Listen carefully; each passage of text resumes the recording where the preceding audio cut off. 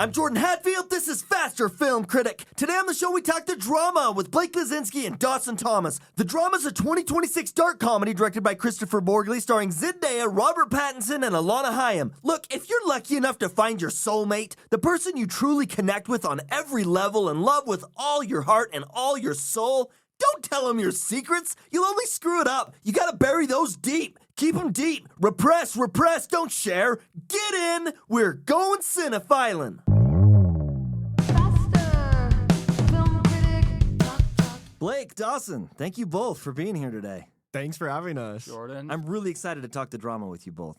I think that was the best intro I've maybe ever heard. That was awesome. Well, thank you very much. And yes, I am susceptible to flattery.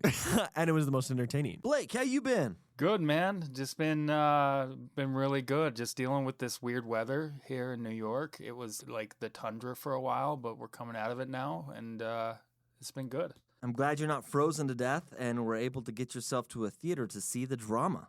Yeah, what a fun freaking movie. Weird, but fun. I got to tell you guys, I didn't know anything about this film. I saw a teaser trailer like a long time ago. I walked into this film thinking it was either going to be like a romantic comedy or like a tragic love story a la Kramer v. Kramer or The Marriage Story. Did you guys know much about this film going into it? I knew she had a secret. From the trailer that came out probably like a month or two ago, I had watched that. I've been following it for a while, even through like when it was shooting, when it was being teased, things like that. So I've been really excited for it. And so I knew she had a secret, but if you watch the trailer, it pretty much plays just that scene of the movie, and then it just cuts out what she says, and then plays the rest of the scene. So I knew she did something, so I spent the whole, like, last month wondering what it was. Blake, what did you know going into this movie? Almost nothing. I don't even know if I saw a teaser, but I'd seen some of the promotional material that they'd gone around because they really leaned into wedding party and wedding invitations and all that, but other than that, I knew nothing going into the movie. This is one of those rare movies where the less you know, the better. 100%. I think that's largely true for most movies, but this is one of those movies where the less you know, the better. So if you have not seen the drama, please pause this episode. Oh, yeah. Go check it out and then come back to it, because we're going to be getting into some deep spoilers. And the thing about the twist, it's not like Sixth Sense where it's like at the very end and, you know, like the thing happens really early. But what's so special about not knowing about it is you don't have any preconceived notions about the thing. And I think those preconceived notions would have hurt the rest of the viewing experience rather than just kind of letting it unravel with the movie. Absolutely. Let me ask you this question. The film has gotten a lot of pushback for its marketing, for the fact that people are walking into this film expecting a romantic comedy or a tragic love story, and that's not really what this is. A lot of pushback on the marketing, specifically given the heaviness of this, quote, twist, unquote. Do you think that these production companies have some sort of responsibility to reveal what the film is truly about? Or does it just hinder our experience walking into a film like this? So I watch a lot of musicals. Like anytime a musical film comes out, I feel like they really hide that it's a musical. And that's the only thing I thought about with this marketing is they really buried what this is about. I think it's a better experience. I don't want to know everything about a movie going into it. I don't want to know what's going on. I don't want to know what to think going into a movie. So I appreciated that. I think it's weird when like you hide that a movie's a musical just because the new Mean Girls musical, for example, was totally hidden as a musical. But I liked that they hid the vibe of this movie and really liked that they hid the action that kicks this movie off. I agree. I think it reminded me a little bit of Wuthering Heights. There was a lot of like, this is the most romantic movie you've ever seen. This is the like best love story ever told. And if you've ever read the book, it's not romantic. Right. It's not like that. And the movie, I feel like, matched that vibe a lot. It's not very romantic. Maybe there's romantic scenes. And even though it's still changed, there is this kind of creepy gothic vibe to the movie.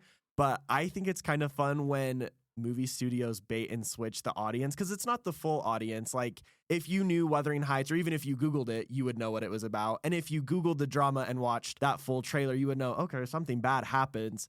But I think it's kind of fun to like bait and switch the casual watcher who's like, oh, it's the Zendaya movie. I'll just go to that. If you're going to a Robert Pattinson movie these days and you think anything about it's going to be normal, I think that's kind of on you at this point.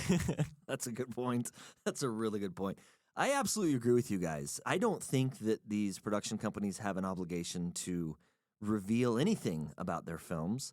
And if they can successfully pull a bait and switch, I am all for it. Props to A24 on this film on the way they handled the marketing. And I do not understand why it's getting so much hate for a spoiler-free trailer. I want more spoiler-free trailers. I hate a movie and it's like, or a trailer and it's the highlights. And you've kind of watched the trailer. Like if you've seen any movie in the last like 6 months, You, Me, and Tuscany has played before it.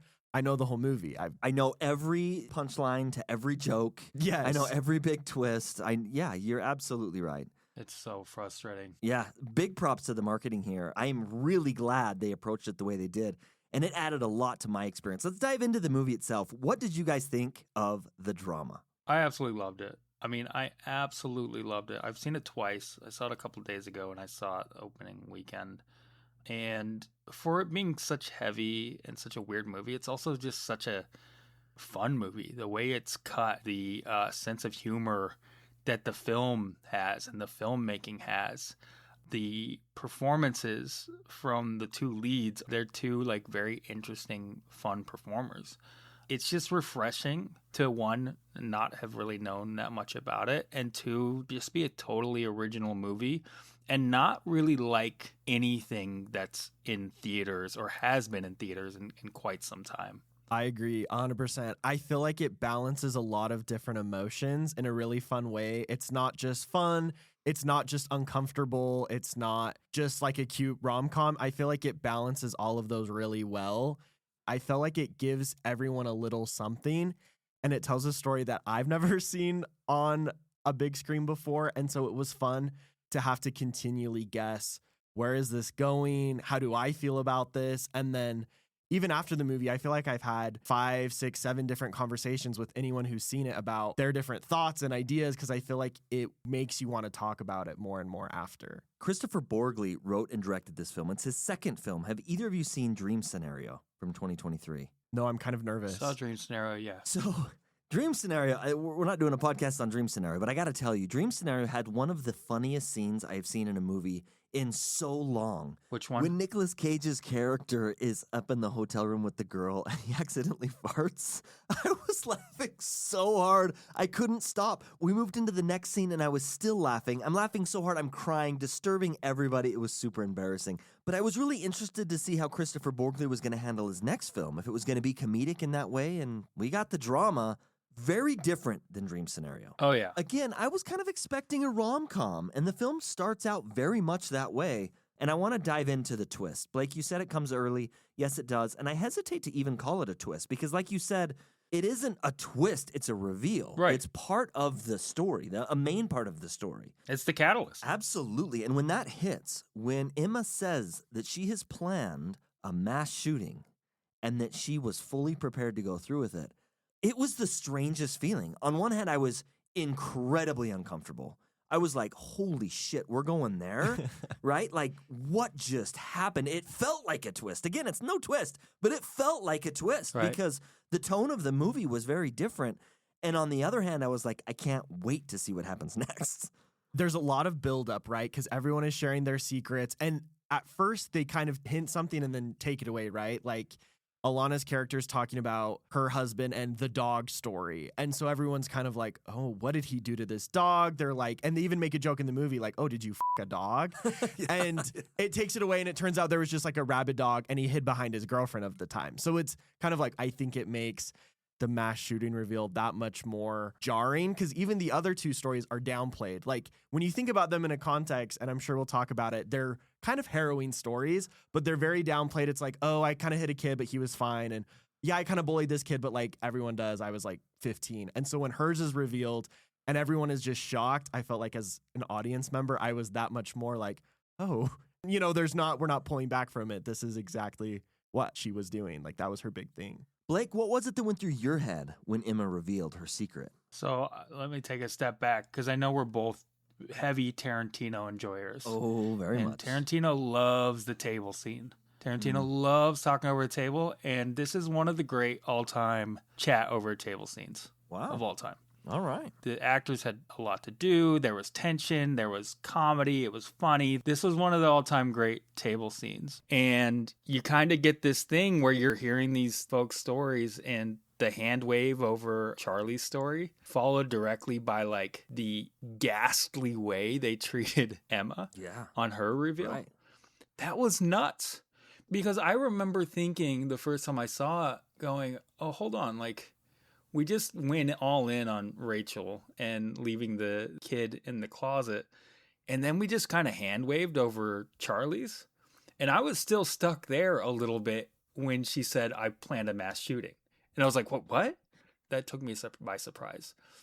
But what also took me surprise is how much they hand waved Charlie's as well, where it's like, hold on, I want to hear what's going on there.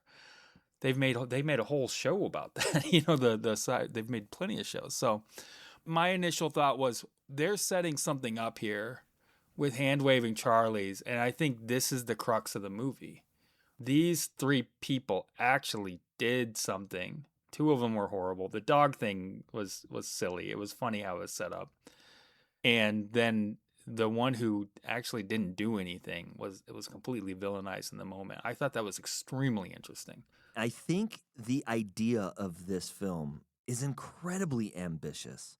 And I remember when the film ended, I'm jumping way ahead, but I remember when the film ended, I thought to myself, wow, this is going to be extremely polarizing.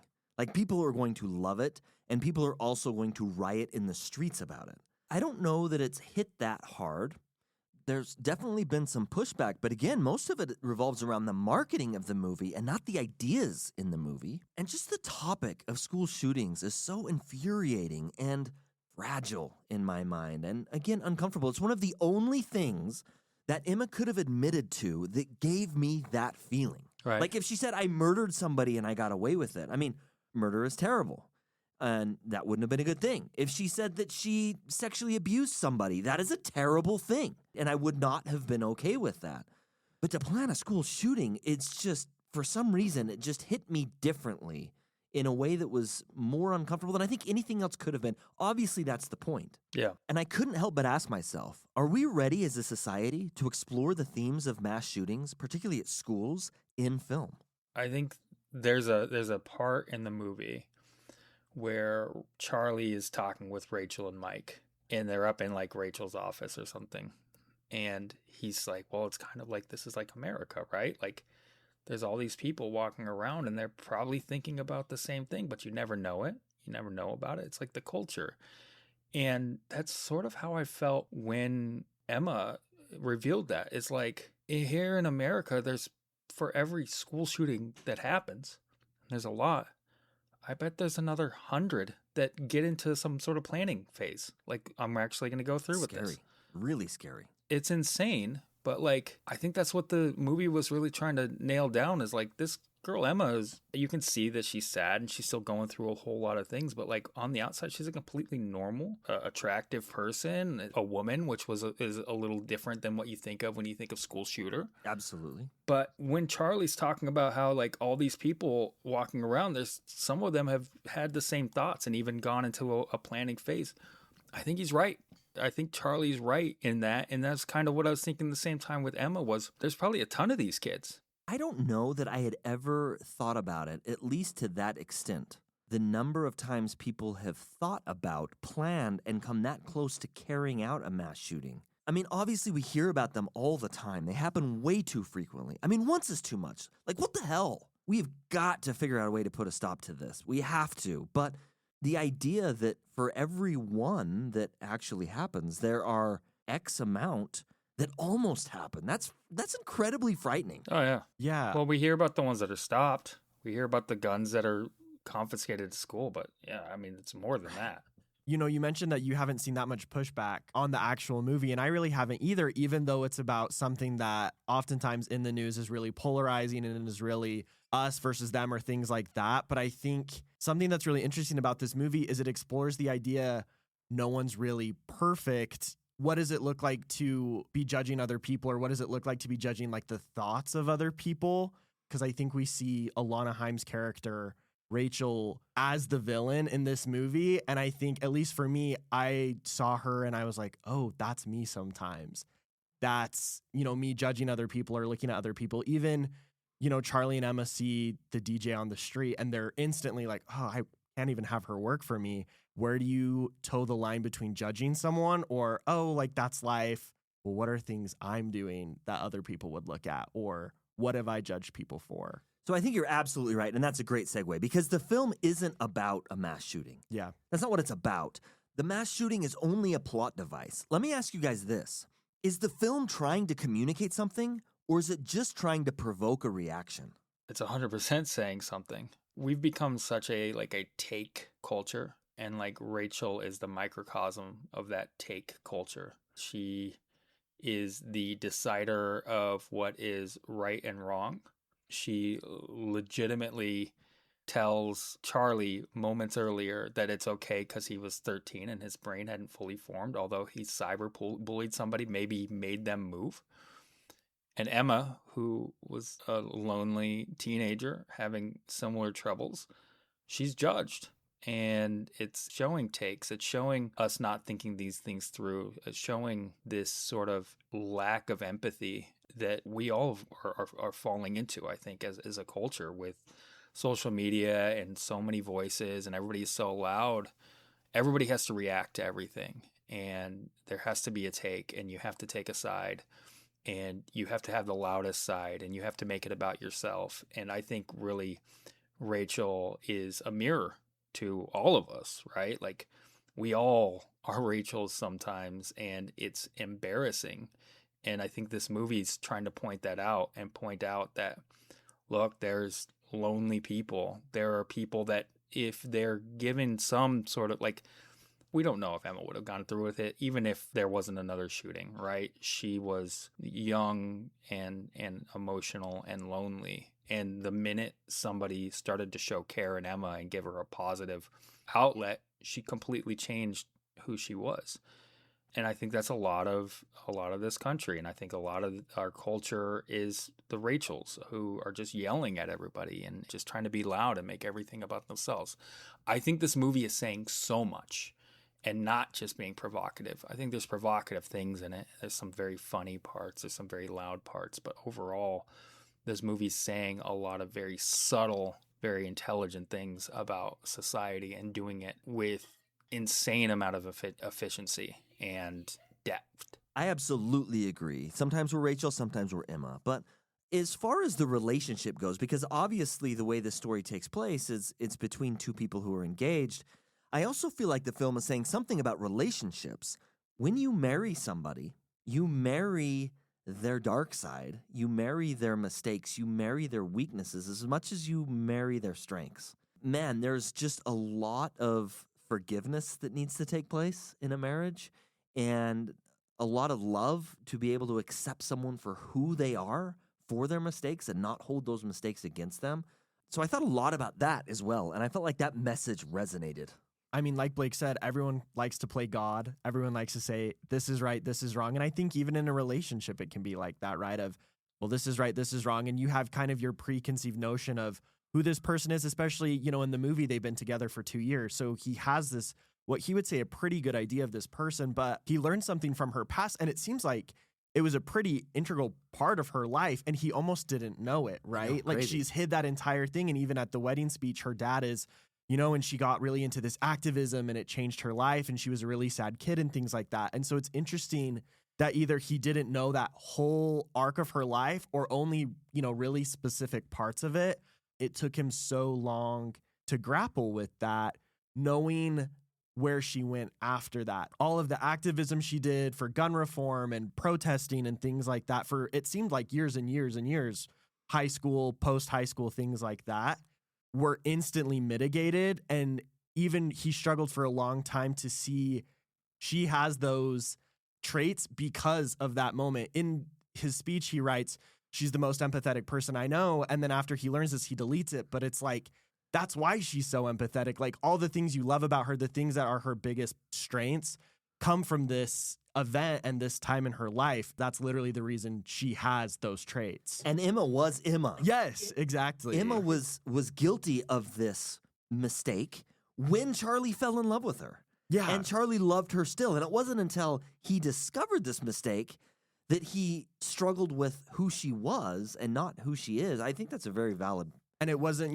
this like secret life she was still living. It was 15 years ago, like the movie hints. It's like she was a teenager.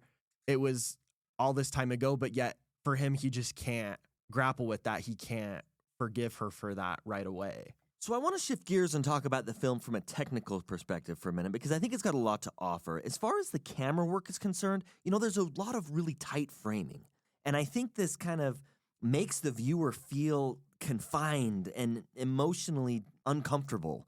I found that very effective in the film. Another thing that I noticed from a technical standpoint that I really appreciated was the score. There were moments where the film prioritized silence over score. And that ambient noise throughout the film, I felt built discomfort. And I noticed it because there were multiple times in the movie it was silent and I expected a score. And it just made me, even if it was subtle, it just added to the uncomfortableness and the unease of the film. Yeah, they really went out of their way to make the filmmaking uncomfortable. Daniel Pemberton does the score. He's brilliant. I don't think he gets enough credit. He's done so many amazing things. It's even hard to list here. And then what I really loved was the editing in this film. I thought the editing was about as good as it gets and really was what kept this thing on its rails and gave us this sense of two people dealing with external pressures, dealing with internal monologues and going crazy, because we got to see what was going on in their minds. We got to see expectation versus reality a lot. We got to see, fun cut to jokes like, we're going to shoot your mom, we're going to shoot your dad, we'll shoot you and your grandparent. Like, the editing was so tight in this movie. And it all kind of came together. It kind of reminded me a little bit, the editing does, a little bit of like a Safdie movie where it was just, let's cut to something that's going to make you feel uncomfortable and do a quick cut and make it in your face. And I really loved the filmmaking here. I thought it just did a great job of telling this crazy story. I think the film also, it gives you a lot of time to think. There's quiet moments. There's moments where you're really just looking at a specific character. And at least for me, I spent the movie as they're kind of grappling with multiple things after it's, I planned a mass shooting.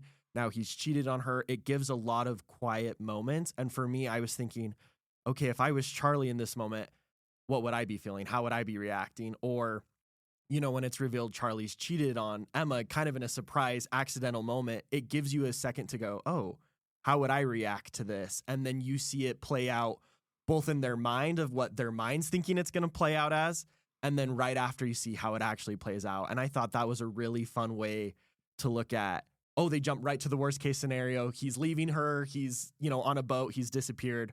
Oh, he just went and got coffee, but is still uncomfortable. And so I thought that was such a fun way to let the audience think about it. You see how the character thought it was going to go, and then you see what actually plays out next. That's a good point.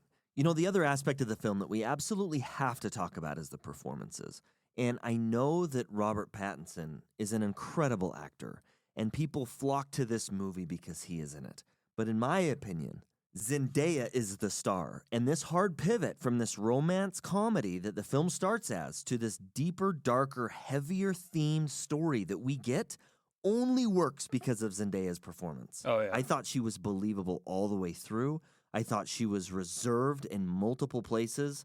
There was enough ambiguity to her that it really drew you in and made you think about what she was going through, what she went through, and what she was going to do next. I just think she was really the powerhouse in this film. In different parts of it, you see her still grappling with her past. You see moments where she's maybe made peace with certain aspects of it and is able to share that story. You see parts where she struggles to share it. She can't quite share how much it affected her. He can't quite understand how difficult of a time in her life that was. She tries to share a story and it doesn't work, so she has to share another. You just see so much hurt in her past, and you see her trying to make up for it, try to be a better person. You see her in kind of quiet moments struggling through it live. And I think, like you said, her performance makes this movie really work, and it humanizes her, but not in a way of it humanizes people who plan school shootings. It humanizes people who struggle or just have had bad thoughts or had bad days. And it makes you realize there's so many people like that, and that we all have, those things that we've struggled with that we maybe still fail to quite grasp or share with other people or want to talk about with anyone. Absolutely. She was so believable that I had to remind myself it was Emma that planned the school shooting. It wasn't Zendaya. Yes, yes. She was just that believable to me. I thought she was absolutely fantastic. I love Challengers. Challengers is one of my favorite movies of the last few years, and I remember thinking, man, Zendaya is so wasted on these Spider-Man movies.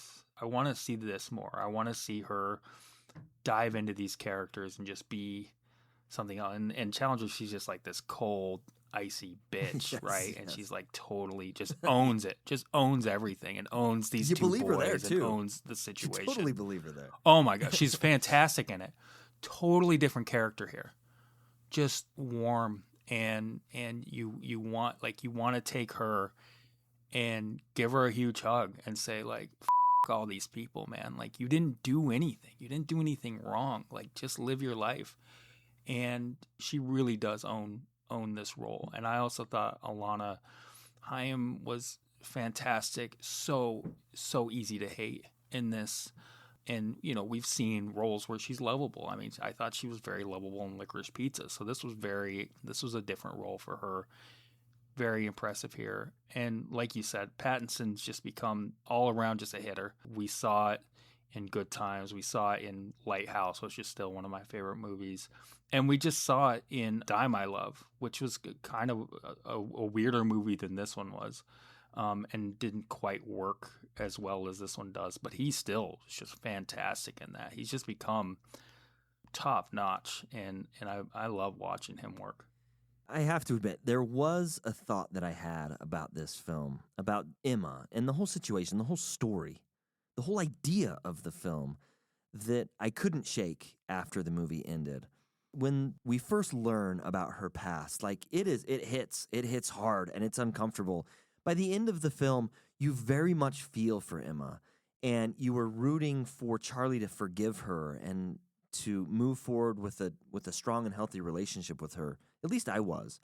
And I can't help but think Zendaya is this beautiful young woman, a girl that you would not expect to do something like this. And I'm gonna ask a question, but it's a rhetorical question. We all know the answer. The answer is very obvious, so don't feel like you need to answer it. But what if Zendaya in the movie wasn't Zendaya? What if she was someone who was very ugly and hard and different color hair and multiple piercings and face tattoos? Would we have the same kind of empathy for that character? And again, we all know the answer to this, and I think that's unfortunate. And that's something that I thought about multiple times throughout the film. Clearly, Zendaya was the choice of Christopher Borgli. This was a conscious decision that he made, and he's making a statement with that decision by casting Zendaya in this role. Mm-hmm. But we are all equal, right? We're all equal. And for every Zendaya out there with a troubling past, there's somebody else who looks different, who is easy to judge. And that just stuck with me. That just stuck with me really hard. And man, this has gone into a very kind of heavy conversation. Blake, you've pointed out. You're 100% right. Blake, you've pointed out multiple times that the film isn't just heavy, that it's also funny. There are multiple scenes in this film that had me laugh. Hilarious. And were far more lighthearted and romantic in ways. Let me ask this. What is your favorite scene of this film? Well, my favorite scene is the table scene. I think it's the most well-written scene, and really is just incredible. The funniest scene, though, is the DJ, the replacement DJ, talking about gear. That was good. It was hilarious. And also the cutting to Shoot Your Grandma, that was really funny. I'm just going to name the whole movie now, because I also really liked that the computer kept having to update when she was recording her I'm going to kill everyone video. I think probably for me, the funniest scenes to me were when it's doing flashes of Charlie and Emma going on dates and going out and things like this. But it's 15-year-old Emma and she's holding a rifle. Like they're looking out at like the poor and they're like, oh, like what a beautiful night. And it's literally a 15-year-old holding a rifle. And I think that was such a great way to show just how different the Emmas are, that yes, they're the same person, but she's changed so much. She's grown so much. It's hard for me to pick a favorite scene. Yeah. This is not really a movie where you can easily pick a favorite scene, but the funniest scene for me was the photographer. Oh my They're at gosh. the photo shoot, and the photographer says, we're going to shoot you, and then we're going to shoot you, and we're going to shoot grandma, and we're going to shoot your mom, and we're going to shoot your dad. That whole scene, the way that worked in and the moment it worked in. Right after the worst breakfast maybe ever. The most uncomfortable breakfast. All-time great hard cut. Yes, I would agree. That brilliant. really hit me. It was an uncomfortable funny because I'm still like grappling with just the complexity and the heaviness of what's going on. But man, it just hit in a great moment in the film. I absolutely loved it. Guys, I think it's time to go ahead and rate the drama. What would you give it on a scale of 1 to 5? I gave it 4 out of 5. I loved it. I thought it was a really fun movie. I'm excited for what he does next. I went 4.5 out of 5 and about as close to 5 as you can get. I usually give like 5s to something I can relate to and kind of bounce off. I can't think of another movie like this, so I'm sure with time this is going to be a 5. This is one of my favorite movies in a long time. Far and away my favorite movie this year. And I just want to say the ending scene was so earned and so lovely and really just wrapped it up with a bow that it sold it for me to be just a fantastic movie. This has also been my favorite movie of the year. Blake, you're absolutely right that there is nothing else quite like this. The drama starts with a premise that feels familiar and satirical and romantic, but then it pushes hard into something much darker and more uncomfortable. Zendaya's performance is what makes that pivot work. I tend to enjoy films with some emotional complexity, and this movie has plenty of that. There are stretches where the film feels like it's circling its ideas instead of sharpening them, but even when it slows, it never loses your attention. I found the drama to be bold, provocative, unsettling, asking questions that refuse to give you an easy way out. I give the drama 4 stars, but we want to know, what did you think of the drama? Please tell us. If you enjoyed the drama and you like uncomfortable moments, I have a movie recommendation for you. Friendship. It's directed by Andrew DeYoung. It came out in 2024 from A24 as well. And it stars Tim Robinson and Paul Rudd. If you know anything about Tim Robinson, it's going to have a lot of laughs. It's going to have a lot of really uncomfortable moments. But at the end of the day, it is a heartfelt story. Check it out. Let me know your thoughts. Thank you for listening to Faster Film Critic, and join us next week when we talk Crime 101. You can also follow us on Letterboxd, Cinetrack, and Instagram. Email us at fasterfilmcritic@gmail.com. Hit us up with questions, comments, feedback, review requests, and share this episode with your movie-loving friends.